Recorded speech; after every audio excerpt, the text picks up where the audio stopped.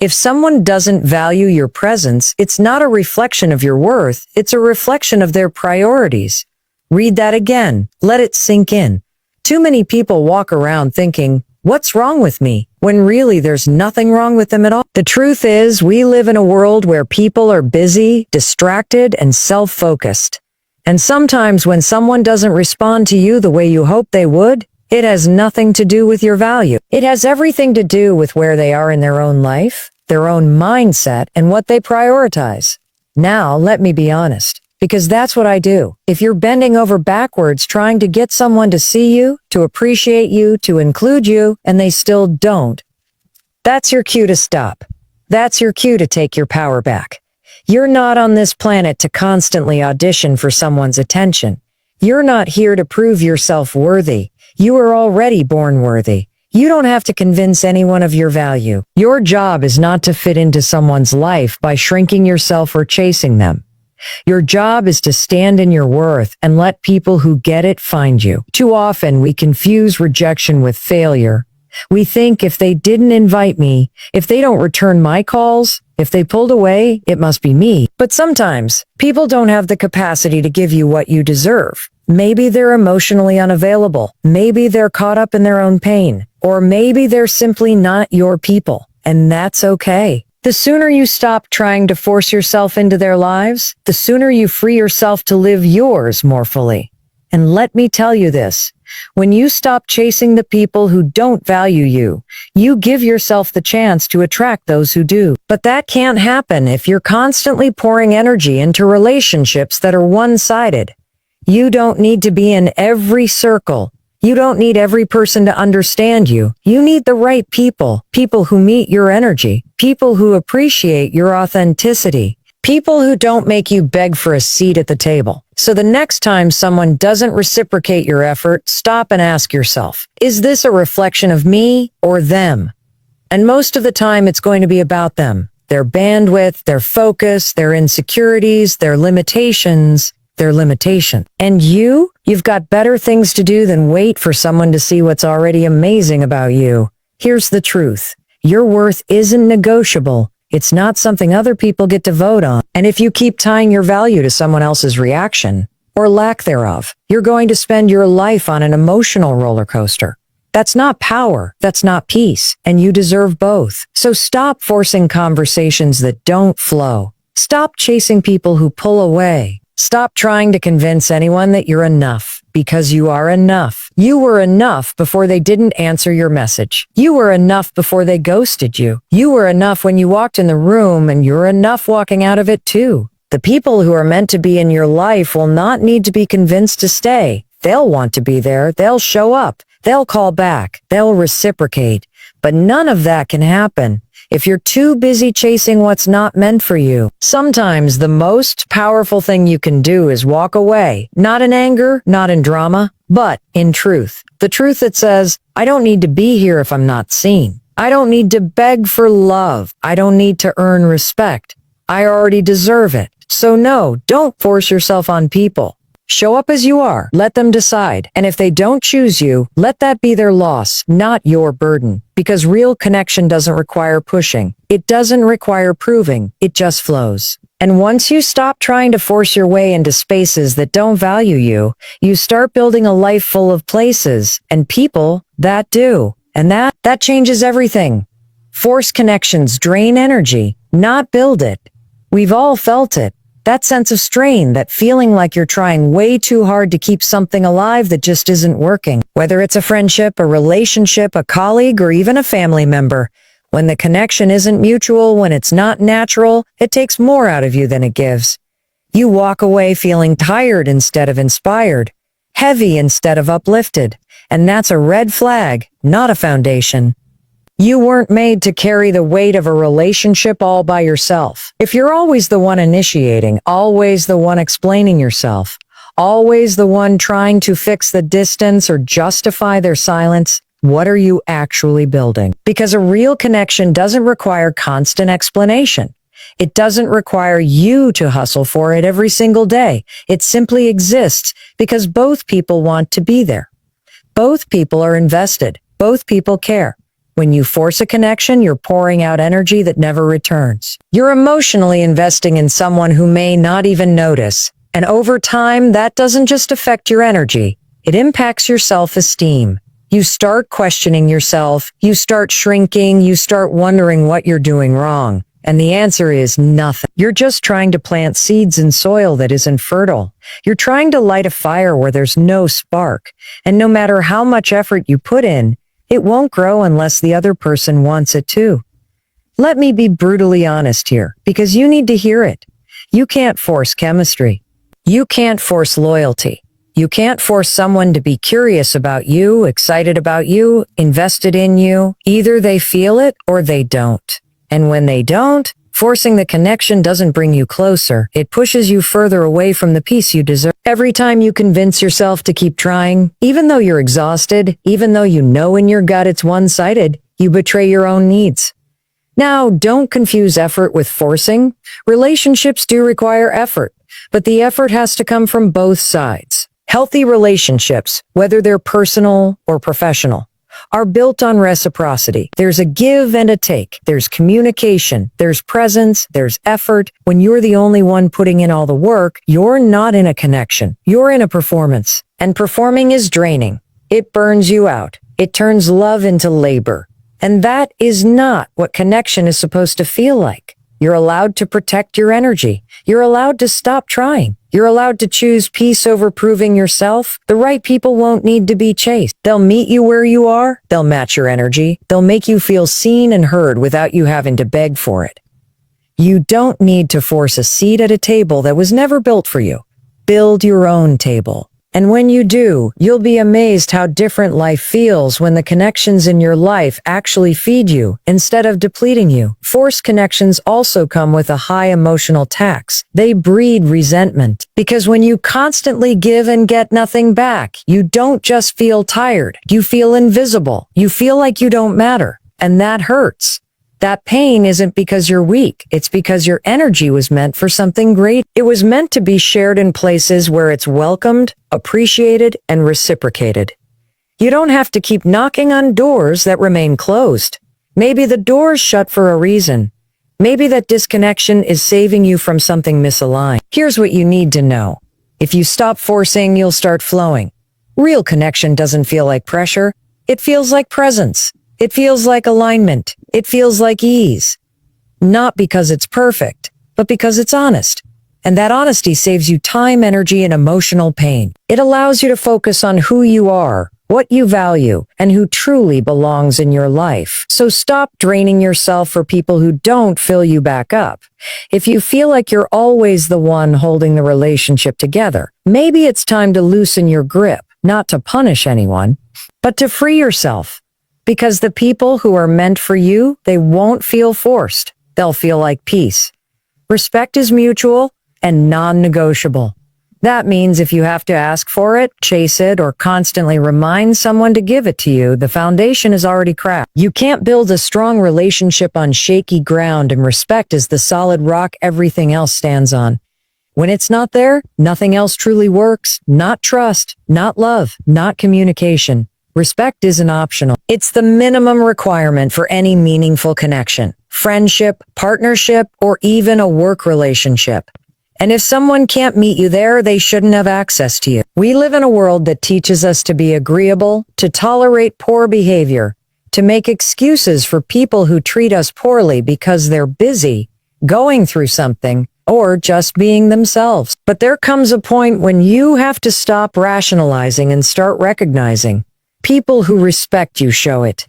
You never have to guess. You never have to bet. Respect shows up in how they speak to you, how they listen, how they include you, and how they respond when you express your needs or boundaries. When you're in a space where your thoughts are dismissed, your efforts are ignored, or your boundaries are consistently pushed, that's not just a lack of attention, it's a lack of respect. And here's the thing. You teach people how to treat you. Every time you tolerate disrespect, you're giving silent permission for it to continue. Every time you bite your tongue instead of speaking up, you're telling them your comfort matters less than their behavior. That's not humility, that's self-betrayal, and you're better than that. Respect goes beyond just being nice. Niceness can be fake. Respect is real. It means someone sees you as a human being with value. It means they consider your time, your thoughts, your space. It means they don't cross lines they know will hurt. And if they do, they take responsibility and correct it. Not because they got caught, but because they care. If you're constantly explaining to someone how to treat you, they're not respecting you. They're tolerating you until they can get what they want. It's also important to remember that respecting yourself is the first step to being respected by others. When you stop lowering your standards just to maintain a connection, you shift the entire dynamic. You show up differently. You stop apologizing for having boundaries. You stop staying silent to keep the peace. And you start realizing that the people who can't respect you when you're being true to yourself were never your people to begin with. Some of the most powerful moments in life come when you decide to walk away from someone who refuses to give you the basic respect you deserve. Not because you're bitter, not because you want revenge, but because you finally love yourself enough to stop settling. Respect isn't something you earn by overgiving. It's something you expect as a baseline. And if someone doesn't meet that, it's on them, not you.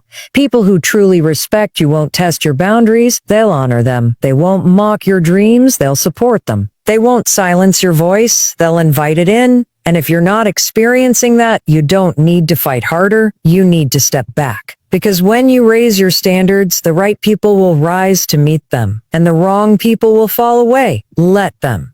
This doesn't mean you cut everyone out over one mistake. It means you become a mirror. You reflect back the energy people give you. If someone consistently shows up with integrity, honesty, and care, you match that.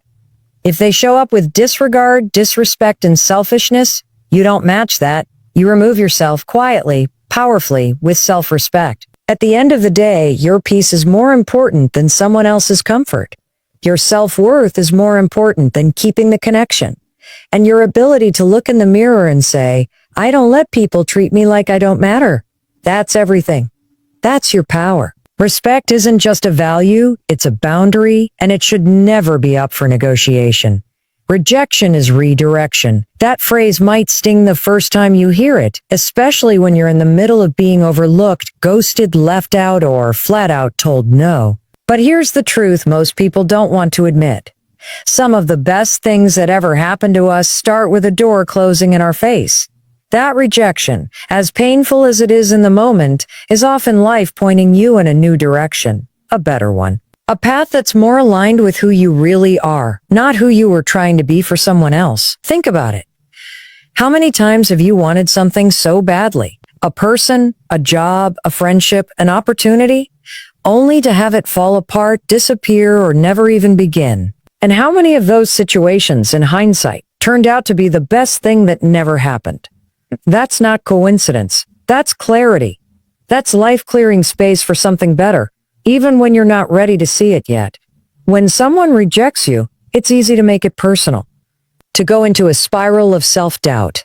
What did I do wrong? Why wasn't I enough? What could I have done differently? But rejection isn't always about you. Sometimes it's about them.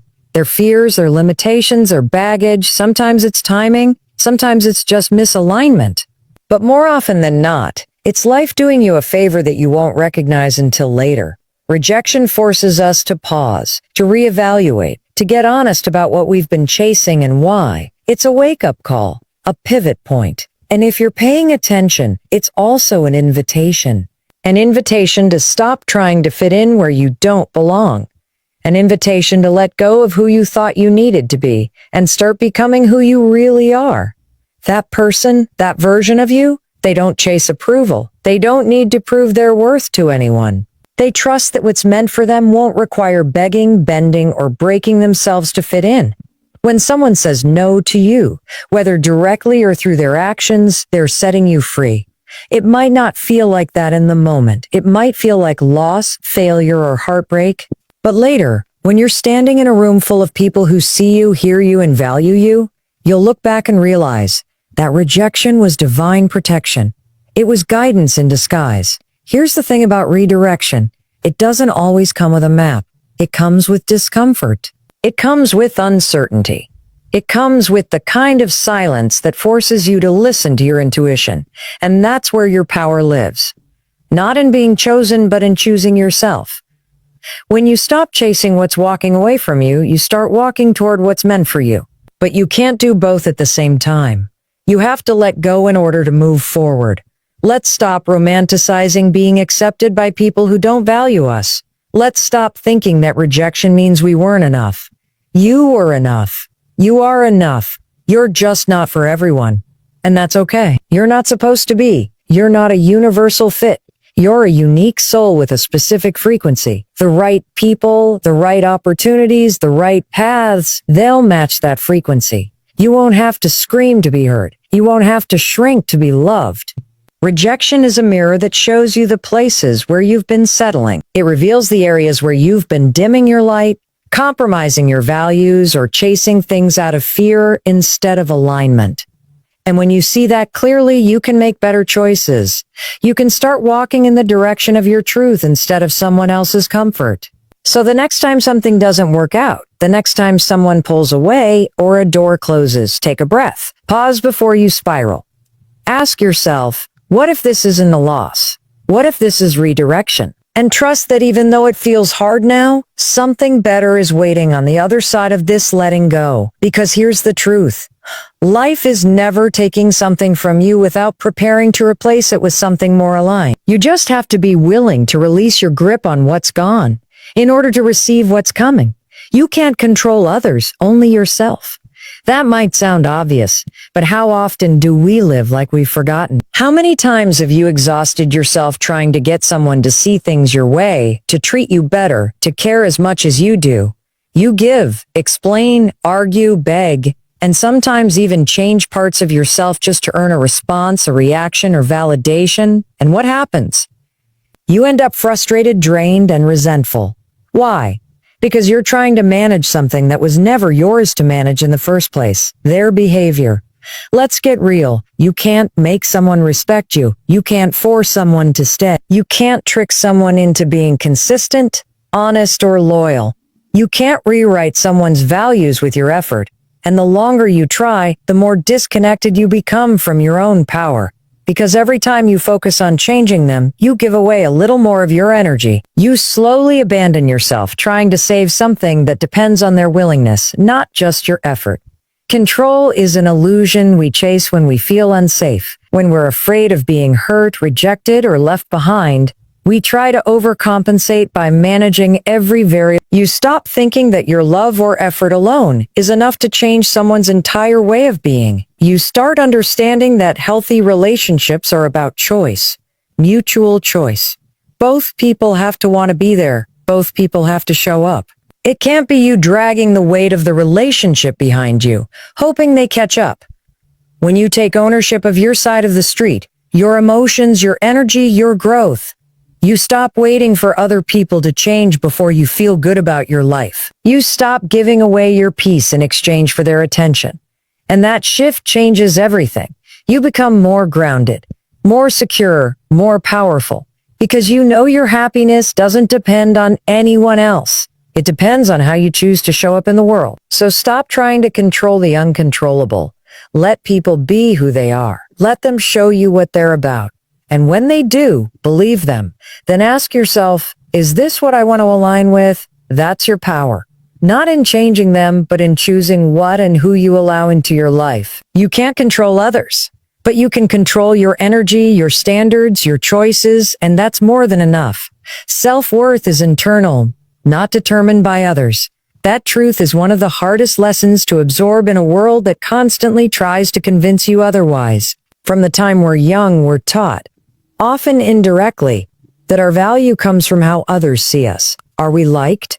Are we popular? Are we chosen? And so we begin the chase. We chase approval. We chase acceptance. We chase love. And in the process, we forget that our worth isn't something out there. It's something within.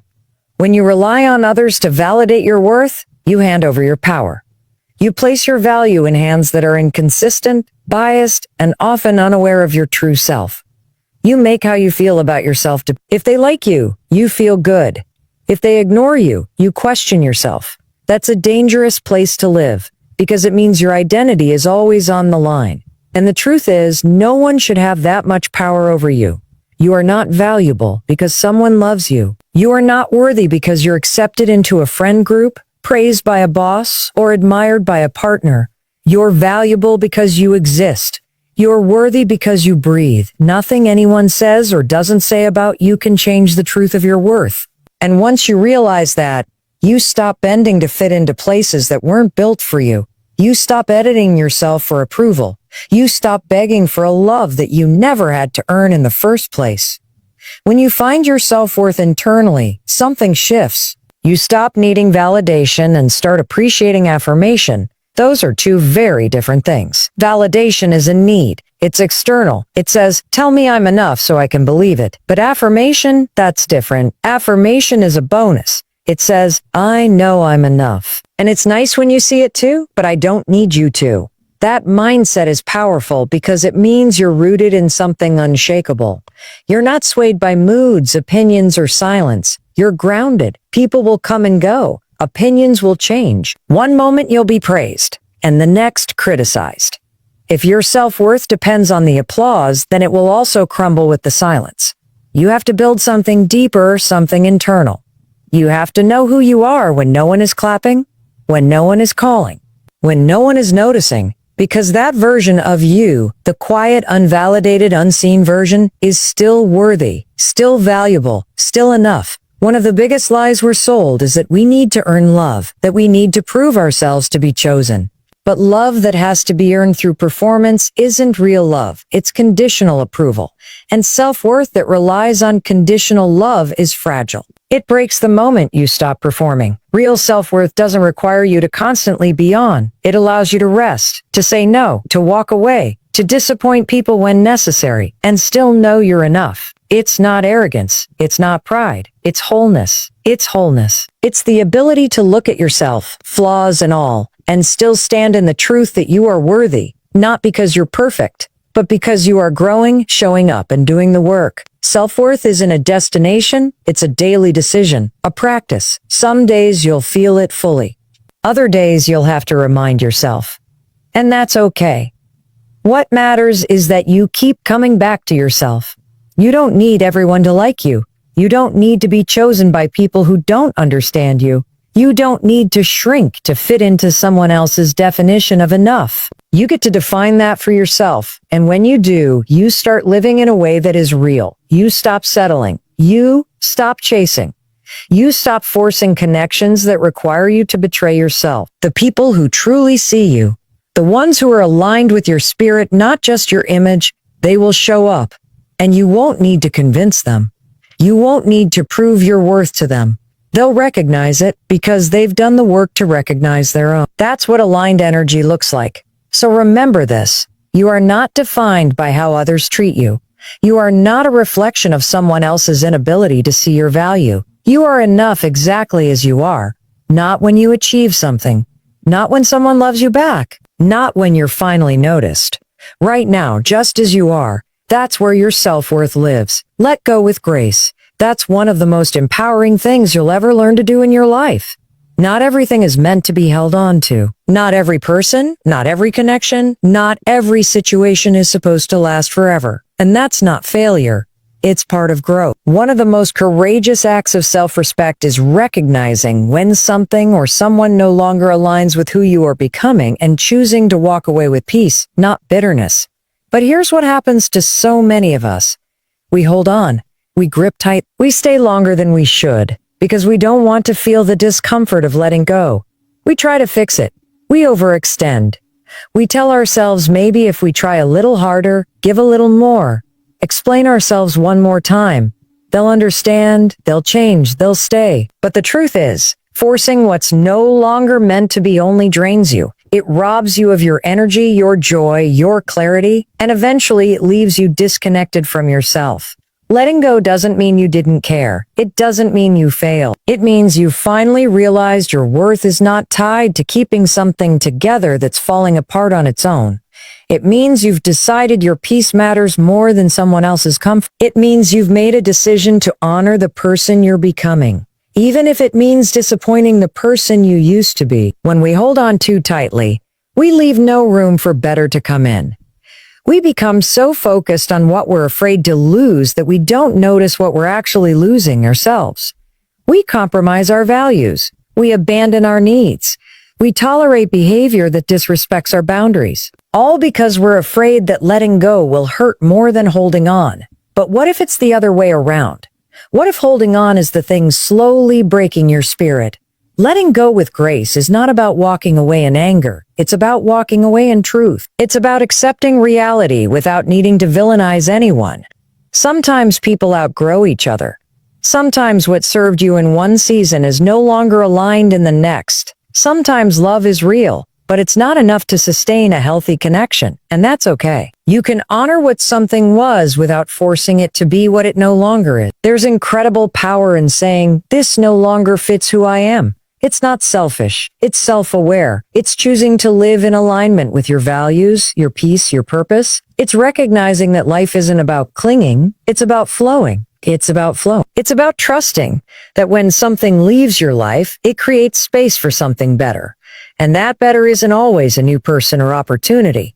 It's often a stronger, more authentic version of you.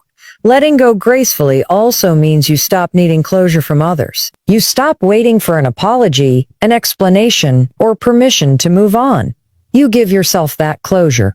You decide to stop bleeding for someone who didn't care enough to stop the cut. You close the chapter not because it ended perfectly, but because your peace is worth more than staying stuck in a story that no longer serves you. And yes, it's hard. It hurts. There will be moments when you miss what was, when the memories come back, when your mind plays tricks on you and says, maybe I made a mistake. But you didn't. You made a decision to honor your growth. And with time, you'll see how that one decision created ripple effects in your life. You'll look back and thank yourself for being brave enough to release what wasn't serving you, even when it was hard. You don't have to slam the door. You don't have to burn the bridge, but you do have to walk through the next one. You do have to choose yourself. You do have to trust that anything or anyone you have to beg to stay is not aligned with the life you're meant to live. So take a breath, loosen your grip, let go, not with resentment, but with grace. Because grace is strength. Grace is maturity. Grace is freedom. Grace is freedom. And on the other side of that release is something beautiful waiting for you. Peace, clarity, and the kind of life that doesn't require you to hold on so tightly just to feel whole.